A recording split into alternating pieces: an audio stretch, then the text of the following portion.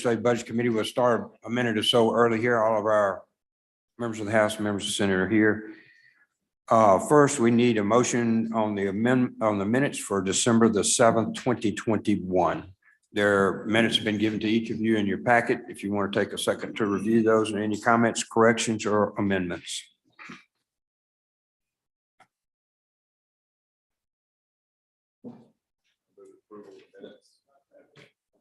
All in favor signify by saying aye. Aye. Ayes have it. We'll move on to the next would be the presentation of the state economist, Corey Miller. Mr. Miller.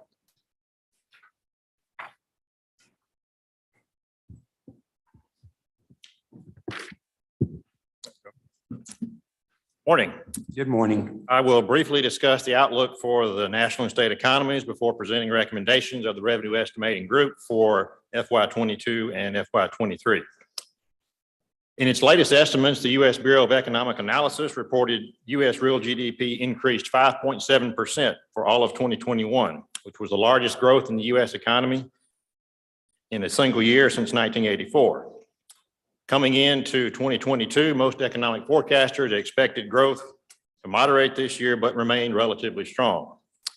The firm IHS Markit, which is an information services provider that University Research Center subscribes to, estimates in its latest forecast that U.S. real GDP will increase 3.3% for all of 2022. This forecast is somewhat higher than the trend prior to the pandemic, which was around 2.5% to 3%. IHS Markit revised their forecast for 2022 down following Russia's invasion of Ukraine and stated that the uncertainty regarding its forecast increased substantially as a result. The risk of recession, which is higher than the first of the year, is not currently the base case of IHS Markit or most economic forecasters. Of course, Russia's incursion has resulted in increases in food and energy prices, which were already elevated due to supply chain issues and other factors. IHS Markit estimates the decrease in the COVID-19 cases and the specific improvements in the supply chain of new automobiles will affect consumer spending positively in the second quarter. At the same time, however, the firm believes price increases will more than offset these two effects and modestly reduce consumer spending in the second and third quarters of this year. U.S. employment rebounded in 2021 as the economy added over 6.7 million jobs for the year, which was an increase of 2.8%. The latest forecast is that U.S. payroll employment will increase 3.7% in 2022, and that the U.S. will surpass its pre-recession level of employment in the fourth quarter of this year. Of course, inflation is likely the primary economic concern at present. The consumer price index increased 4.7% in all of 2021, which was the largest annual increase since 1990. As of February of this year, the CPI rose 7.9% over the last 12 months. Prior to Russia's invasion of Ukraine, most forecasters projected increases in the rate of inflation would peak in the first quarter of this year. IHS Markit currently projects the CPI will increase 6.2% for all of 2022, which if realized will mark the largest annual increase in CPI inflation since 1981. Nevertheless, at this time, IHS Markit believes the pressure on prices will lessen by the fourth quarter of the year, and that in 2023, the CPI will increase 2.6%, which is a rate closer to pre-pandemic trends, but still somewhat elevated. The University Research Center estimates the Mississippi economy rebounded in 2021 as well. Our latest forecast is real GDP for the state increased 4.5% in 2021, which if correct would mark the largest annual growth in the state's economy since 1995. URC projects real GDP for the state will increase 1.5% in 2022, which is obviously less growth than in 21, but still well above the pre-pandemic trend. Employment in Mississippi also bounced back in 2021. The Bureau of Labor Statistics recently released annual employment data for all states and reported payroll employment in Mississippi increased 2.5% in 2021. That represents almost 27,500 jobs and is the largest annual gain in employment in the state since 1994. In addition, as of February, for the first time, both initial and continued unemployment claims in Mississippi were below their pre-pandemic levels of 2 years ago. URC forecast payroll employment in the state will grow 1.3% in 2022, a lower rate than in the previous year, but again, higher than the rates in the years prior to the pandemic. With all this in mind, the Revenue Estimating Group met last week to discuss the general fund estimates for FY22 and FY23. As usual, we went through our procedures and considered the outlook for the economy, revenue collections to date, and discussed each revenue source individually by fiscal year to reach our consensus estimates for FY22 and FY23. General fund revenue growth remains relatively robust in FY22, even compared to the strong growth experienced in FY21. Through February, total collections are up 11% in FY22 compared to the same period in FY21. More than half of this growth is due to sales tax collections, which through February are up 18.5% compared to the same period in the previous year. Several factors likely contributed to this increase. Bureau of Economic Analysis recently reported personal income in Mississippi increased 7.2% in 2021, which followed a 7.4% increase in 2020. Transfer payments were responsible for much of the increase in personal incomes in the state in 2020, as they surged 26.4%, or about $8.1 billion. Transfer payments were a factor in 2021 as well, as they increased 8%, or around $3.1 billion. However, BEA also reported wages and salaries grew 7.2% in 2021, just over $3.7 billion, which was compared to 1.7% in 2020, which was about $875 million. So we had a combination of wage growth and transfer payments in 21 as opposed to 2020, when it was mostly transfer payments. So overall, the increase in personal incomes in the past 2 years is certainly one of the primary factors in general fund revenue growth in both FY21 and FY22, sales and use tax revenue growth particularly. Now, while in real terms, inflation has reduced this growth since the fourth quarter of last year, inflation has probably had a net positive effect on general fund revenues, as consumers thus far have been able to continue spending despite price increases. Many states across the country have experienced similar revenue growth, at least through January of this year. Although sales taxes have been responsible for much of the growth in general fund revenues this fiscal year, all major sources of revenue are up in FY22 relative to FY21.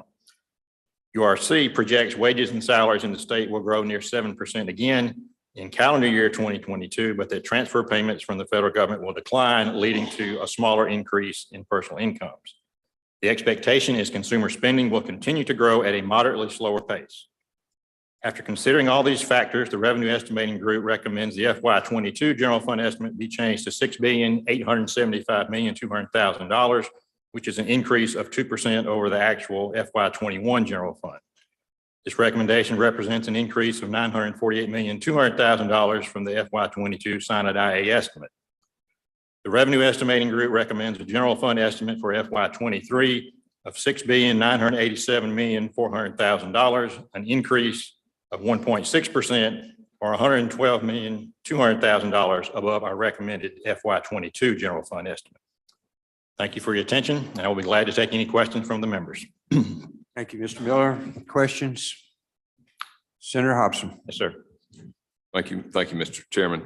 Corey, Yes. One of the things you mentioned earlier in your presentation was the Russian invasion of Ukraine and how that's changing rapidly. How has that factored into the discussion that the Revenue Estimating Committee had on what the expectations are for the U.S. economy? And obviously it affects the Mississippi economy.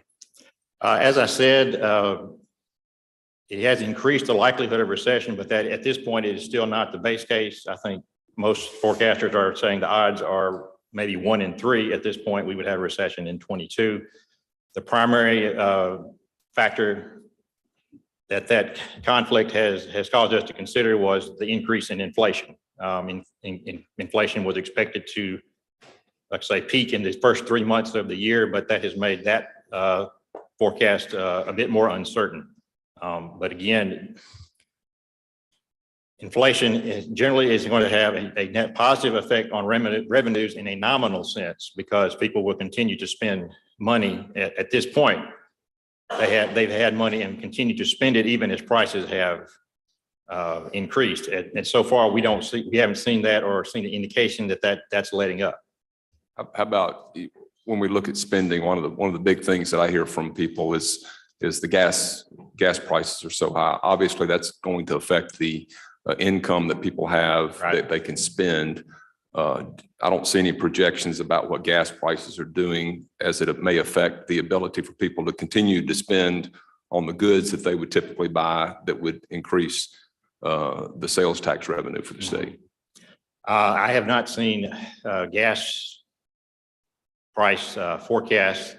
Of course, if people are spending more money on gas, then that means they're probably spending less money on other things, which means they're not spending as much on in terms of sales tax revenue. But again, you couple that with inflation that is spread across the board. It's difficult to know how those effects totally interact.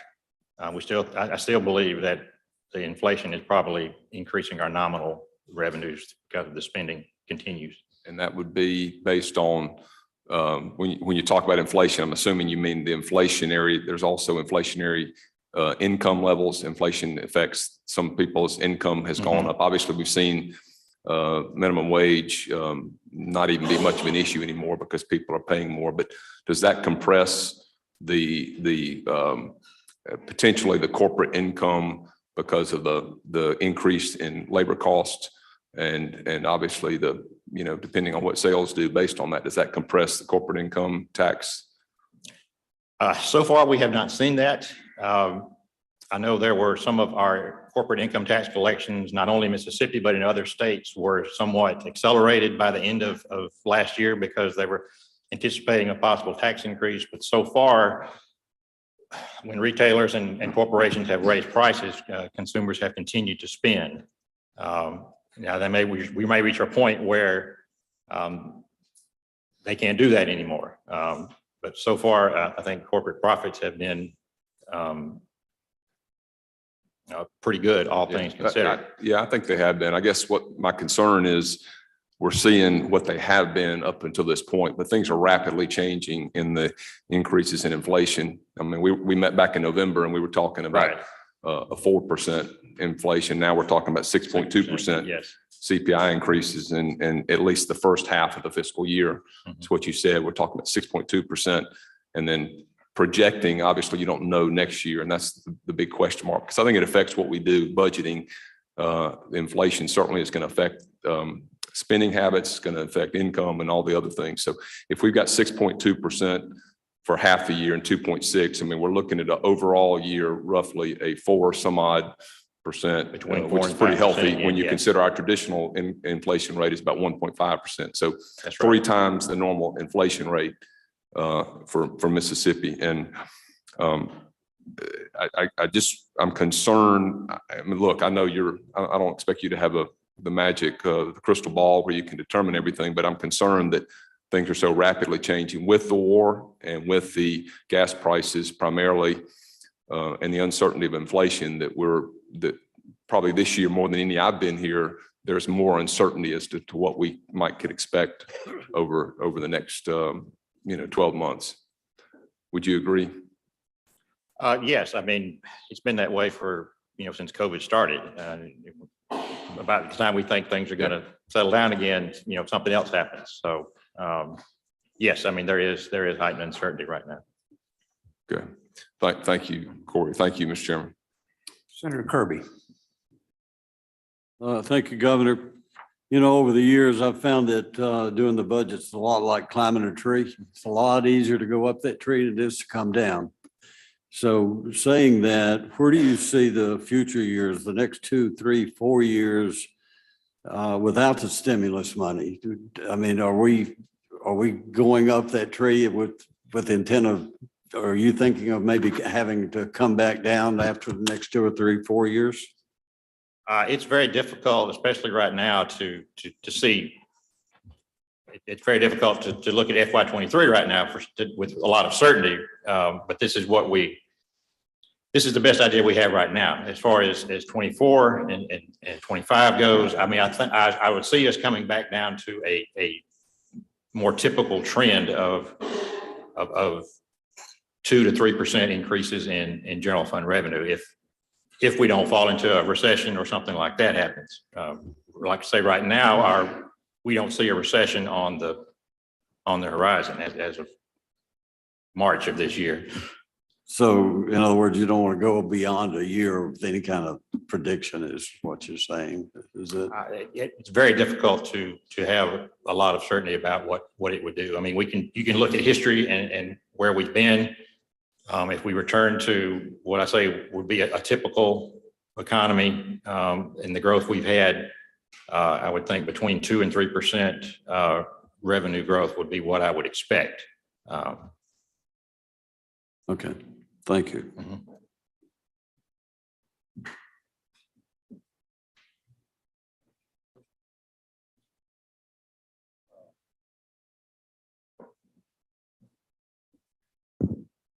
Thank you for being here, Corey. The revenue estimating group met last week. Who called that meeting? I believe that was when Elbow asked us to meet, that's when we meet. So Elbow called the meeting. Is that traditionally how it works? Like for this last revenue estimate, who typically calls that meeting, if you know from history? That's my understanding, is typical practice. So you just got a call that said, hey, we need to meet. Is that about the typical time? Is last week typical? Yes, usually around mid-March. So is today typical, the day before the revenue deadline, to get an estimate? A revised estimate from you?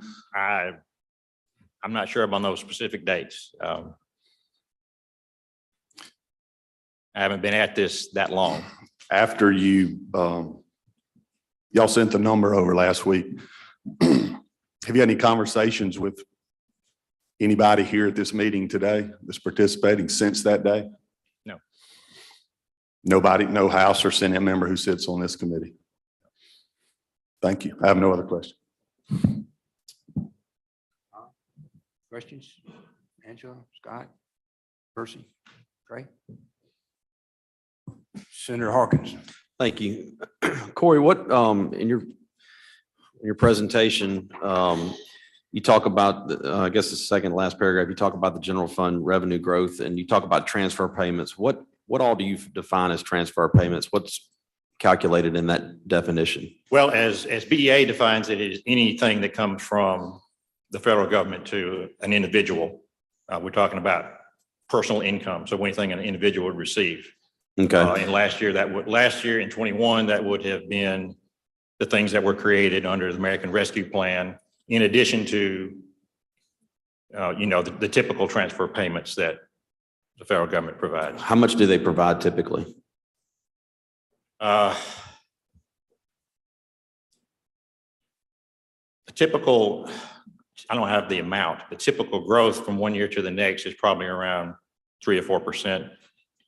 Normally it consists of about 25% of personal income, 26% of personal income in Mississippi. The past couple of years, it has been around 31% of our personal income. Okay. How much, does LBO have that number? What we normally get in transfer payments, a dollar amount. Okay. How much did we get in transfer payments from the federal government the last 2 years? From CARES Act, Coronavirus Response Act, all these different federal plans in the last 2 years? Well, in terms of personal income that I mentioned, in terms of what individuals receive, that was about $8 billion in 20, and then about 3.1 billion in 21.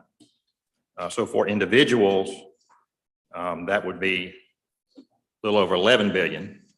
Now, that's obviously not all the money that came through from. That's from the CARES over, Act. is that over and above what normally comes through? Yes. Okay.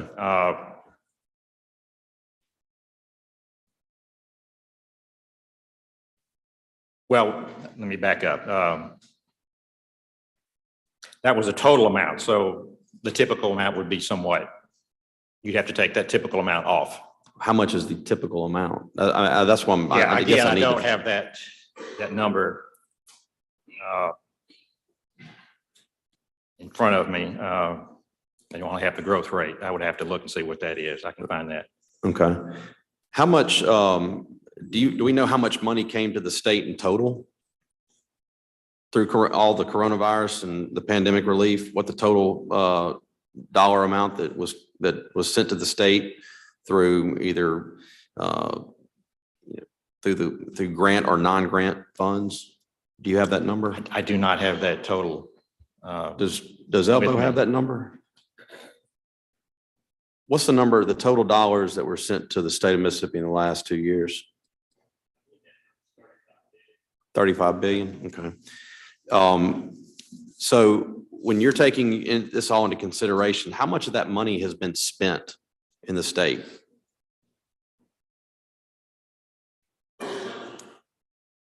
That, Do we know how much has been spent?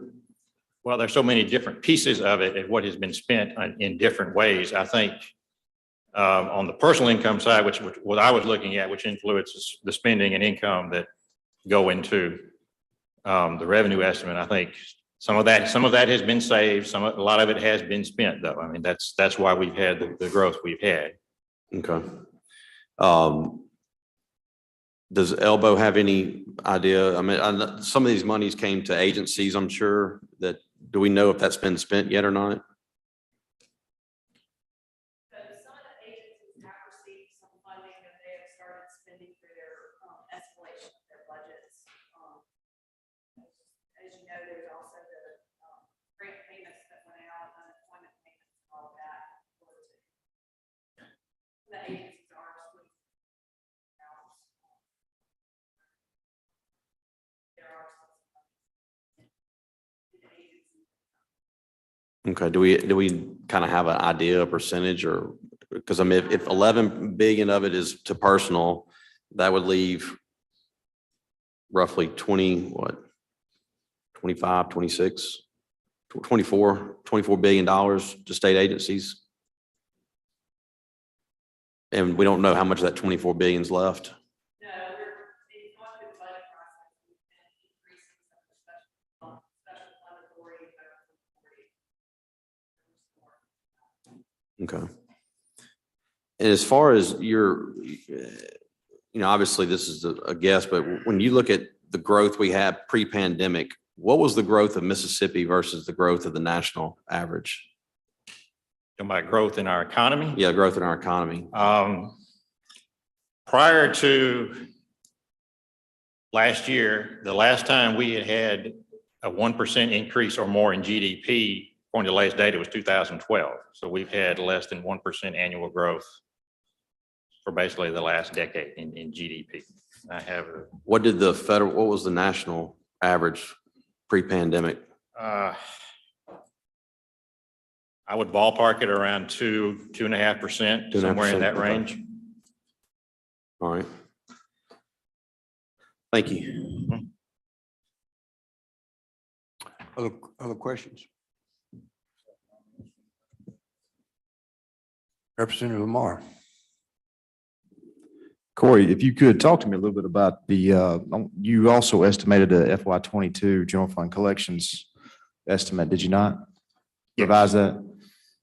Tell me about that. What is the latest numbers that we know for FY 22 as far as collections go? Which month is that through? Is it February?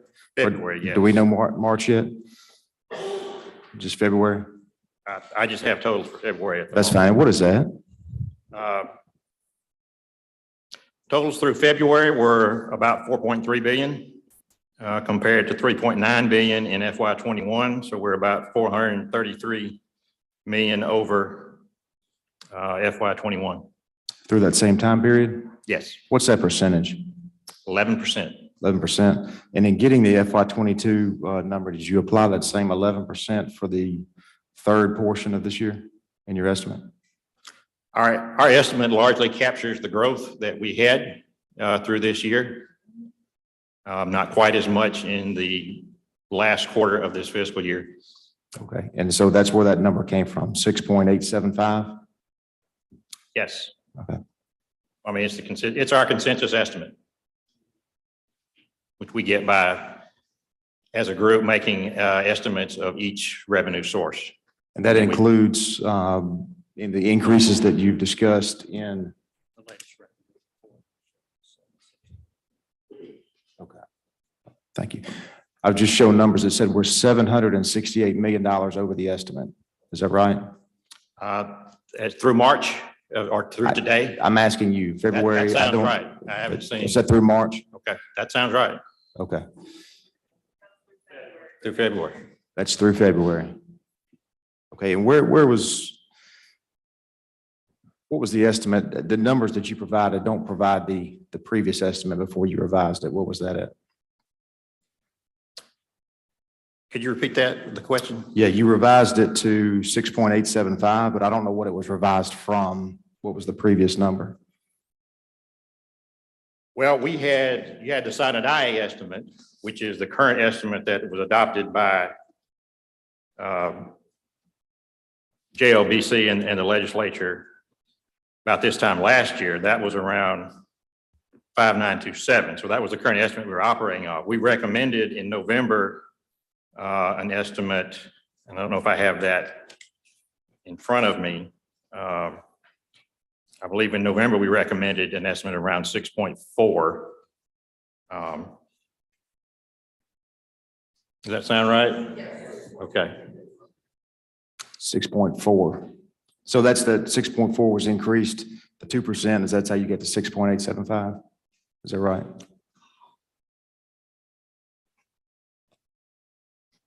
Well, I recommend the 2% is our recommendation over actual 21. The general fund, okay, thank you. Mhm. All right, and as we sit here today, I know it's an estimate, do you really expect us to take in 6.875 this year, FY '22, or do you believe that's low?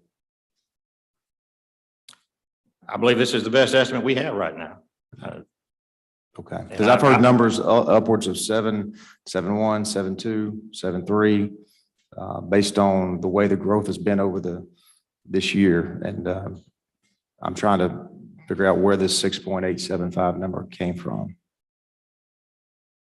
Well, as I said, our procedure is to go through each revenue source, and we get input from each member of the group on sales tax revenue, what we think it's going to be. We get a number for that for this year, for 22, and then we get a number for 23. Then we move to the next one. And then when we get done doing all of the revenue sources, we add them up, and that's the number we got. Okay. And that's input, obviously, not just from myself, but Department of Revenue, ELBO, DFA, Treasurer. That's all of us meeting together. Tell me this, I know you're not, I don't know how far you go back with this, but when has, in your time period, you're keeping up with this, when has what years have we decreased in revenue collections? Obviously, we decreased in 20, but some of that was artificial because of the movement of the tax deadline to July. If you take that Sure. out, then we were probably about flat in 20. Going back behind that, I know there were, and I don't know the specific years, I want to say like 6 times in the last 20 years, we've had decreases in revenue. Of course, that includes the period of the Great Recession and. Yeah. Can you go through those numbers? What type of decreases were those? Were approximate? Do you have an average for that? I do not have an average of that in front of me, no. Tony, you have that? Historically, You may trust you. your question? Ms. Lamar? No, I was talking to Senator Hobson. I'm sorry. We do have a historical table of the revenue. Yeah. Kind of had, if you'd like to see it. I would, yeah. You're not right. You can just get it to me. I just wanted to know what those numbers were, if you have it off the top of your head. I mean, it's 1%, 2%, 3%. What's the greatest decline we've had? Are you aware of that number? Tony's looking at the numbers. I know, I'm thinking 2008, 2009. 4.93. Was that during the Great Recession? It was in 2009, yes, sir. Okay, where does that rank from a historical standpoint as far as government revenue decreases? That's back to 1980. You have to go back pretty hard. Yeah, that's That was strong. But before that, and Yeah, 10 and 9 were decreases of over 4%. but before that, in 6 and 7, we had 12.79% increase, 10.55% increase. I'm just worried about the decreases. Okay, decreases. That's it. 2016, there was a slight decrease of about 0.4%. And so the 4% you mentioned after the Great Recession, that historically is a very rare event. Is that correct? Historically. Historically. Okay. Are you aware of any other years where the state revenue collections have decreased more than that 4% number you just gave me? I'm not. Okay, thank you. Thank you, Representative Mark. Anyone else? John? Good. Joey, I'm sorry, Senator Fillingate. Thank you, Governor, and thank you, Mr. Miller. I'm curious on the maybe the other side of the ledger, the spending. Have you taken into account the increases in spending that have been proposed in this session? For instance, the much deserved teacher pay raise, things of that nature. Does that factor into what your chart showed? No, it does not. I mean, these are just anticipations from revenue sources. Okay, and on that revenue source, do you include ARPA monies? I know there's about what $1.8 billion, and I'm looking on this chart. No, ARPA money is not part of this. So you're not I mean, not anticipating this- directly. I mean, it is in terms of affecting individual spending, you know, what people, the money people received from ARPA last year. That is an indirect component of this, but the actual ARPA money that you're talking about is not, like the 1.8 billion is not. So that is not factored into No. this at all in any way. And then the labor participation rate, could you share with us what that is currently in the state of Mississippi? Yes, as of February, and these are revised numbers from Bureau of Labor Statistics. They do annual revisions. So our current, as of February, labor force participation rate is 54.9%. Prior to the pandemic, that number was 56.2%. And it has been a little bit higher than that in the 2 years since.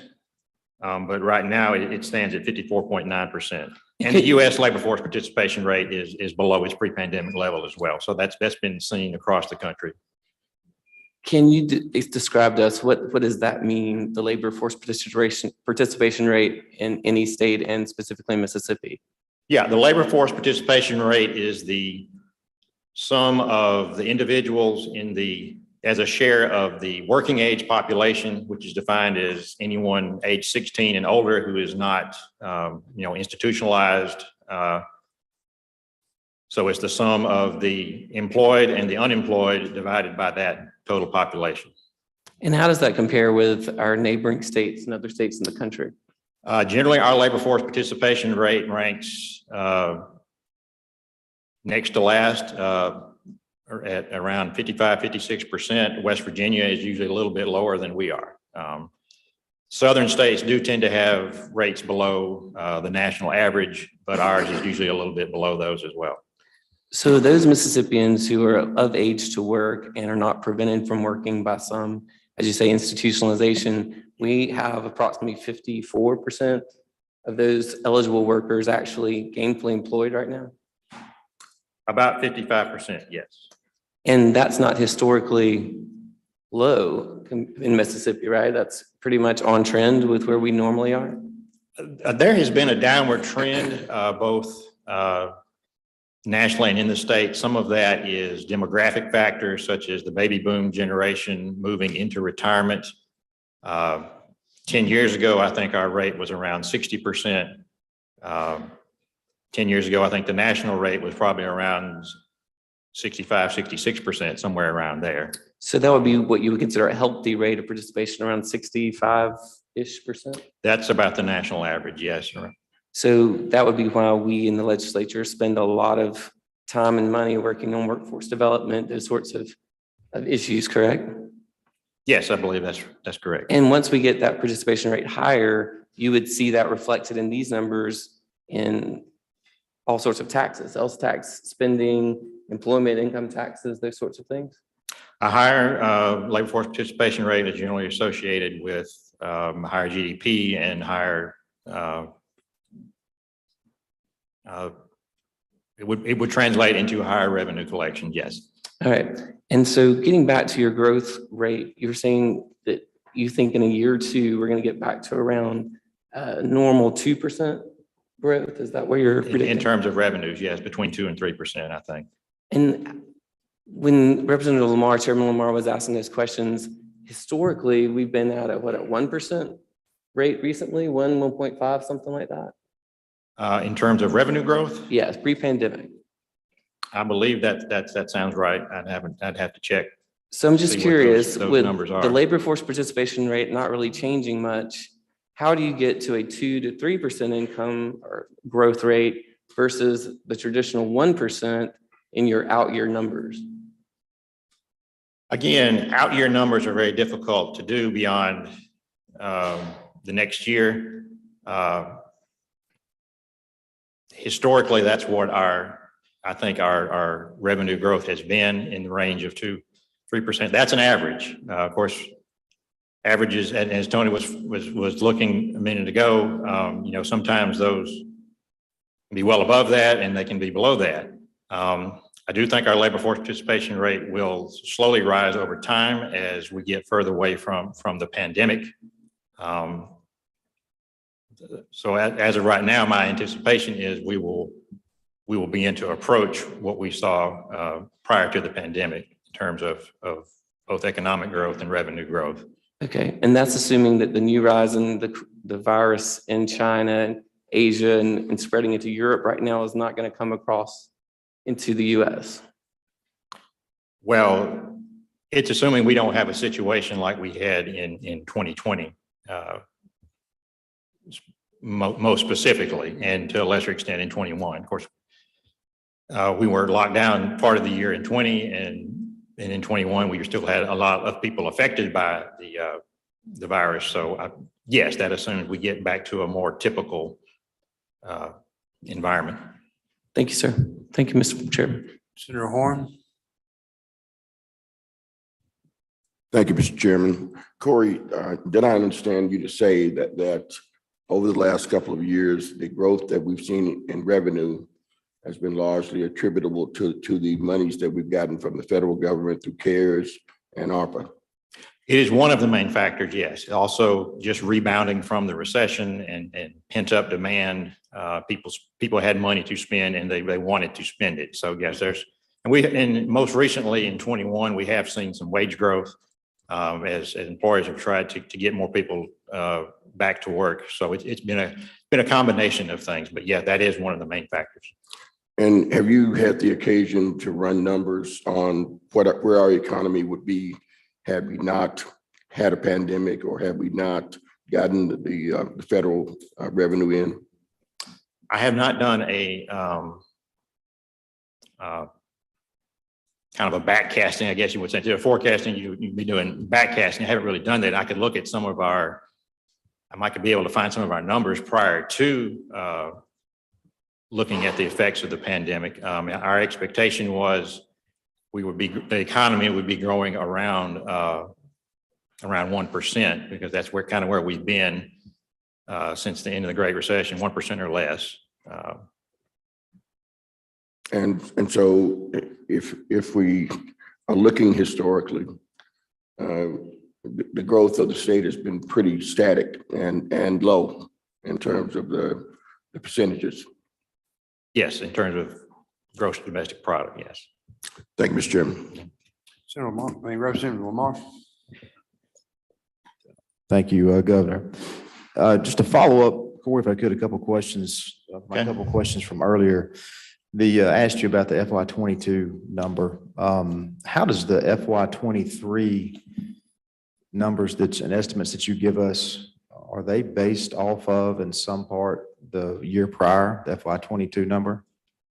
Yes, in terms of going through the estimate, we kind of have to get the 22 number before we get the 23 number.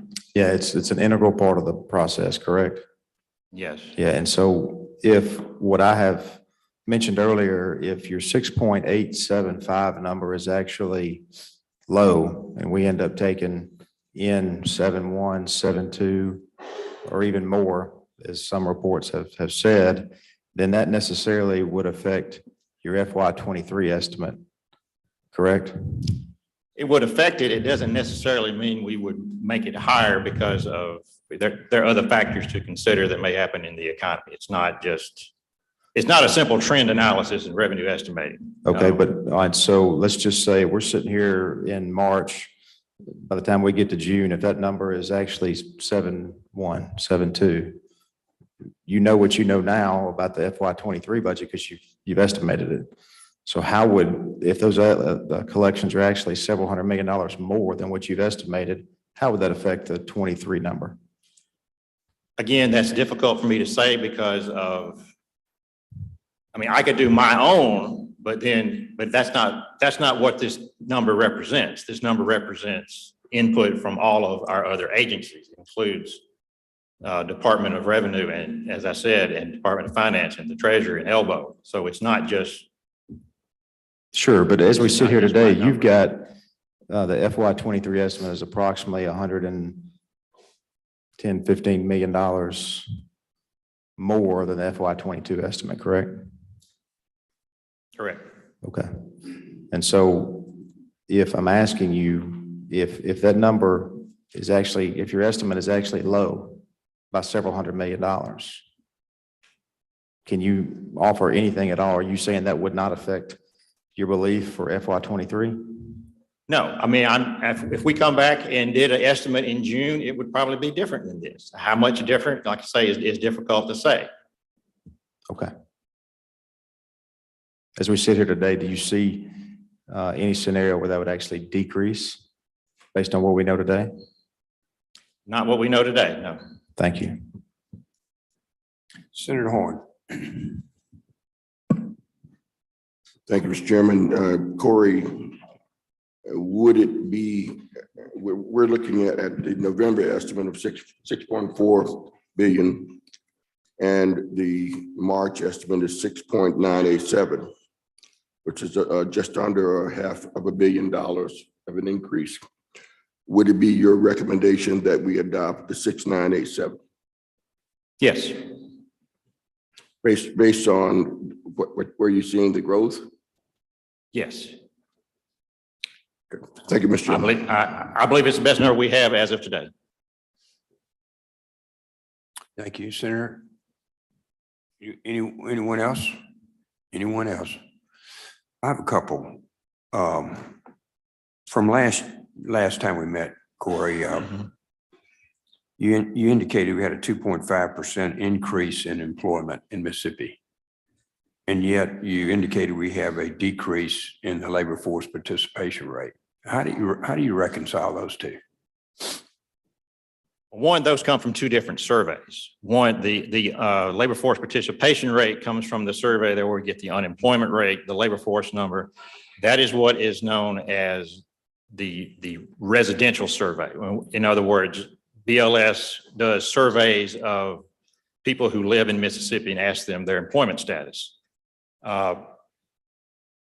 And the other survey, the 2.5%, came from the payroll employment, which is what I focus on most, because that's the survey known as the establishment survey. BLS asks surveys employers and asks them, you know, how many workers they have, and they're able to divide that up across industry. So we know how many people we have in manufacturing, know how many people we have in government in various industries. And that's one difference. The other difference is you can have employment go up by having the number of people who are employed go up. But you can also have people leave the labor force. So if people have not come back into the labor force, then they are not counted as employed or unemployed. They're not part of that number. Now, why they haven't come back into the labor force, that's an area of speculation that economists have had since the pandemic began. And they've offered a number of reasons for that. So it's basically two different calculations being made by two different entities. Is that correct? Well, it's the same entity, but it is two different calculations, yes. Yeah, and I'm like you. I don't understand how we can have an increase in employment and then a decrease in unemployment. In participation. Yeah. Yes, I don't. I just don't, that just don't add up to me. Well, participation number is, you have that population that is eligible to work. And then you have the number of people who are employed. You can have that number go up on top, but not on bottom. And you can have an increase in that rate, but it's still not back to where it was before. We have fewer people in the labor force than we did. And I had the number here a minute ago. I believe we had about, if we look at our peak where we were before the pandemic, we had about 1.28 million people in the labor force. That was August of 2019. As of January 22, we have 1.25 million people in the labor force. So we're still down about 30,000 people in the labor force. So that means they're neither employed and they're not looking for a job. Now, our employment number has come up over the last 2 years, about 15,000. And our unemployment number has come down slightly. And so that's why we've had a decrease in the unemployment rate. But the participation rate remains somewhat reduced because of all the people who have not come back into the labor force. I hope that explanation helps. No, sir, it's still difficult to see the dichotomy of those two, particularly where it's 2% increase or 2.5% increase in employment and then a decreasing labor force participation rate. And the reason that's important is it drives our investment in training. You know, our people, it appears that our people are going back to work. And so our workforce development and our things that the legislature is devoting a lot of money to appear to be working. And the 2.5% increase is coming off of what was a depressed number in 20. So it was low in 20 because of the recession and the pandemic, and it came back in 21. It still hasn't come back quite all the way yet. Did you do some studies on what the average wage is when you did your work here? We have data on that. Yes. I don't have it in front of me. I assume it's increased. Yes, it has. Approximately to what level? I don't know a wage rate number. I don't have that in front of me. I know the increases I mentioned over the past 2 years that we have seen, or mostly in 21. Most of the wage increase we've seen was in 21. I mean, I could find those. Yeah, I'd appreciate it rates for them if you would. Okay. I want to go back to one other thing that you mentioned. You said there's 1 in 3 chances we have a recession, going back to what Representative Lamar was talking about here a minute ago, and drilling down into what happened in these recession years. Clearly, everybody here believes that we've had some $35 billion infusion from the federal government. So when you say there's 1 in 3 chances of a recession, how does that come into the numbers here? Is that, do you adjust your numbers at all for that? Only a little bit, because that's not our base case. Our base case is what I laid out, that will continue. I mean, you kind of either have to choose one path or the other. You've decided that there may be a 1 in 3 chance, but you're not baking that into. Well, the 1 in 3 chance is what I have heard some other forecasters say for the country. That was someone with Moody's Analytics said that. IHS Markit, their pessimistic forecast is 35% right now, but they don't even they see a downturn, but not a full-blown recession, lower growth than in the base case. But the base case is still at least 50% right now. So we got a 35% chance it's going to be wrong, and then a 65% chance that it'll continue to grow roughly. And then on your number that you said we have a base increase, usually, and I couldn't quite understand, it's either 1.5 or 2 or 2.5 or some percentage increase. Did you, when you looked at this number, the 6987 number, and when you go to your next year, do you go off that's $493 million more than it was just 90 days ago. When you go off of that number with a 2% increase for the future or 1.5%, do you go off the last year's number or do you go off this projected number that you've got here? If you said in a normal year, we'd increase 1.5 or 2%, would that be off this inflated number here, the number that you just come with, this, the one that was increased number, not necessarily inflated, but increased number to 6987? Or would you go back to this number that you had before, the 64? Well, And looking out next year, because we're talking about tax cuts. Yes, sir, I things understand. like that. So we're trying to I get mean, a in hold terms of. of the process, we look at growth from 21 to 22, what we think that will be. And once we do that, then we go from 22 to 23. And again, we go through that by each revenue source. We don't take the total general fund number and say, what's that going to do? We look at each revenue source and then we get that total and find out what that's going to be. That has always been our procedure. And we think that has been the best way to, as the revenue estimating group, to get to a consensus estimate. So if we were doing next year in 23, 24, we're kind of projecting out there's several different proposals over a period of years to reduce revenue, to cut taxes, either income, grocery, whatever, gas, all different ones. But when we go to look at that, you haven't really factored that in for going forward years. So any of these tax cuts that we're talking about or tax reductions. No, sir. Eliminations, you wouldn't want to, none of that's in here. No, it's all status quo. Okay, okay, In terms of laws. okay. And then let's see, Senator Boyd, did you have a question? You got yours? Okay. Senator Lamar, Representative Lamar. I'll take that as a compliment. It is. Thank you. Just a brief follow-up, Mr. Beasy. Kind of following up on what Speaker Pro Tem White asked earlier. When did your group meet? We met last Wednesday, 16th, right? The date?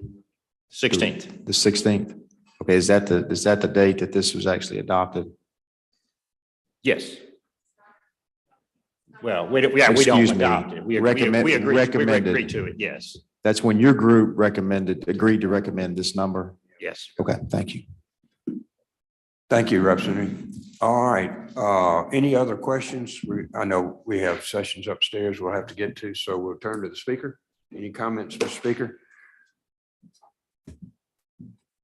Thank you, Governor. Appreciate that. Yeah, I just want to walk through some of the numbers and make a few observations, and then I have a motion.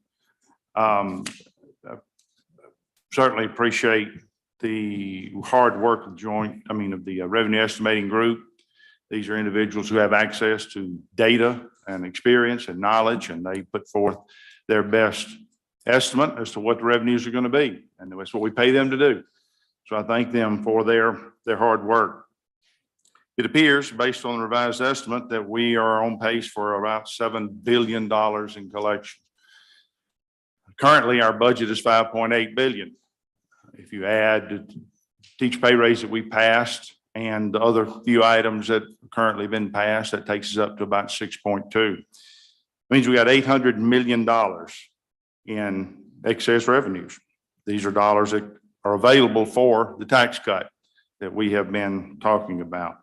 We had $7 billion last year, close to $7 billion this year, and $7 billion next year. I think that establishes that there is plenty of money available to do tax cut.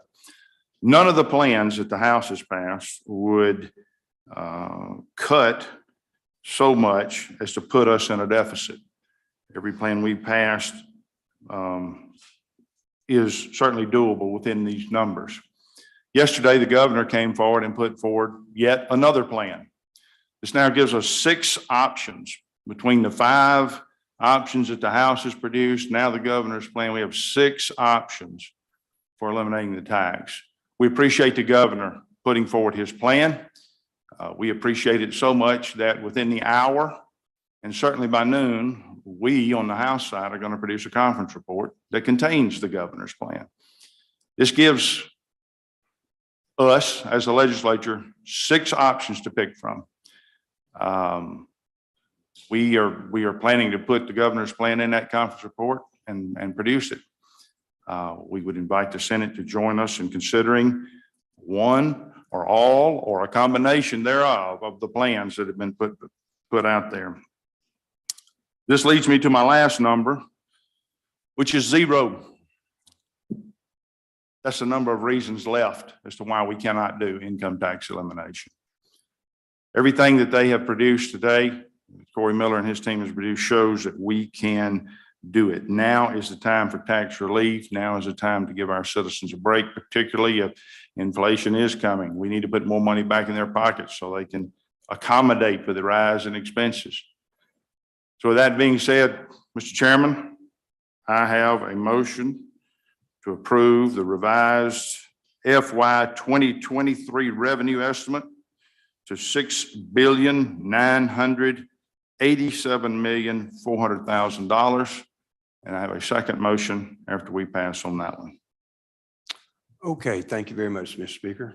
Appreciate you left out one. You said there were 6. Of course, there's a Senate plan, and we're real proud of it as well. It addresses more than just the income. It addresses gas and a lot of other matters. Clearly, we're in an economic boom here in Mississippi. We just discussed how that occurred. Federal government gave us huge amounts of money. And clearly, we are in a position to have significant reduction of taxes for hardworking Mississippians, and we want to do that. Also, clearly, there is a long-term issue here that we need to be very well aware of. The projections that are here are assuming we don't have a recession or something else, and we would all hope that things would continue, but never in the history of Mississippi have we had $35 billion dumped on us in this fashion over the last 3 years. So I do appreciate your comments there. Senator Hobson, you were waving there for a second before we got to the motion side. Did you have anything else? Senator Harkins, anybody? Okay, so your motion, Senator, your motion, Mr. Speaker, was?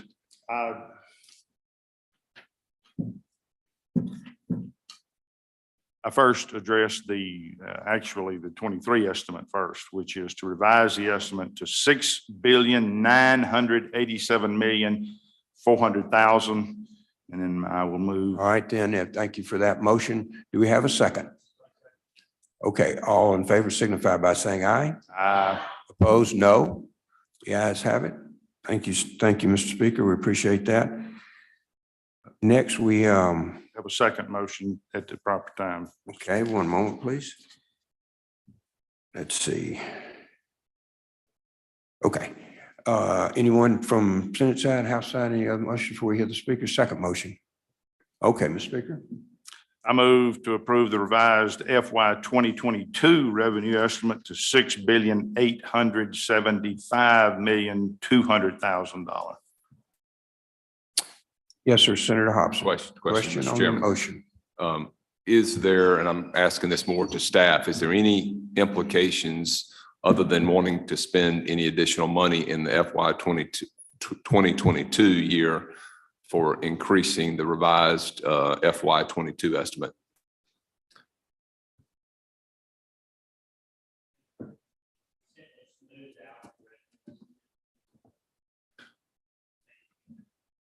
There's this doesn't foretell that there's that the motion is wanting to spend more money.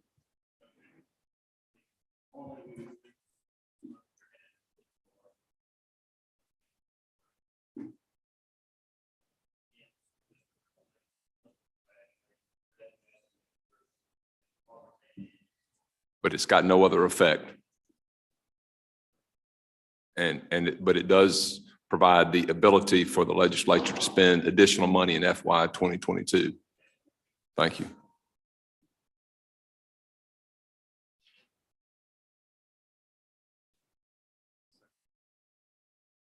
One moment, please. I have a question about that as well. Is this as typical, Tony, you've been here for a while, is it typical to revise your budget with 3 months to go? Is it typical that you revise your budget? Because budgets are supposed to be year to year, and I'm just asking, is it typical we revise a budget? For 22, you're talking Yeah, about right on the year now? we're in, yeah, right, with 3 months Well, to go. Normally, we would do that, say if we had a need for deficits or there was some unseen appropriation that needed to be made during the actual year that we're in. Well, what are those unforeseen deficits? You don't have Top it? of my head, I don't have any right now. So why are we doing that? Why, I mean, I understand you say you want a level, but in 90 days, we're going to be in the new year. So why are we doing this? The revenue estimating group just comes together to say, this is a clearer picture of what we're taking in at the moment for your consideration, for this committee's consideration to determine what they want to do. But still, we still can spend, as Senator Hobson was pointing out, we still spend the same amount of money, right? Yes, But- unless And then there's some we make unforeseen- adjustments at the year and on budget and whatnot. Right. All right, do we have a second? Did you second the motion? Yes, sir. Let's hurry, we got. To the governor's question, Mr. Greer, we can revise the estimate today to your number or any number. That has no effect. We can go do a budget as the legislature sees fit. We don't have to spend just because we're simply acknowledging that amount of money is coming in. And actually it's only an exercise because everybody in this room knows it's going to be more than even the number we're fixing to adopt. So simply by us adopting this doesn't have anything to do, doesn't say we're spending more, less, or anything. It says we're acknowledging and taking into consideration the fact that some smart people got in a room and said, you're going to take in this year at least the 6,875 number. Is that a fair statement? You are correct.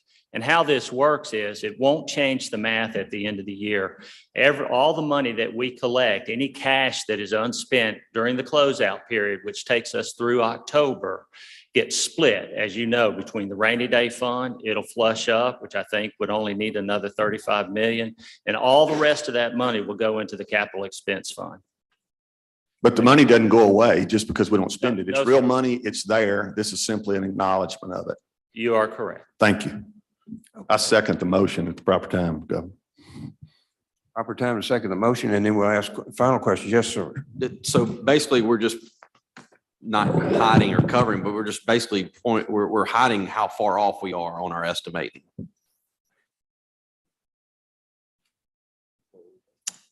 We have new data, and that's why we revise the estimate. If this group chooses to revise the estimate, we have collections that are, $700 million above the previous estimate. A lot of that was unforeseen. But if we go back a couple of years, also, we could see that when we were looking at when the pandemic hit, we thought we were going to be $1 billion upside down, but we went the other direction because of federal money and other things. Is there any historical data on estimating prior to the year and then how far off or above or below we were in actual collections? Do y'all keep up with that? We could probably, Okay. Thank you. Okay, we have a motion and we got to start on we got to gavel in here. We're going to be late as it is. Any other questions? Any other questions on the motion? Mr. Speaker's motion, all those in favor signify by saying aye. Aye. Opposed, no.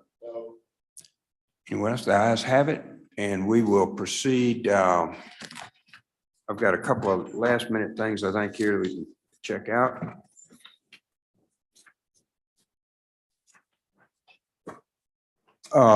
First, that brings us to that final item on the agenda, consideration and adoption of the general fund revenue estimate recommendation. Here, a motion to approve the revised general fund revenue estimate recommendation for 2022 and 2023. So moved. Second. All in favor signify by saying aye. All opposed, no. The ayes have it. All right, if there's no further business to come before the meeting, we are adjourned. Senators, y'all are upstairs, please.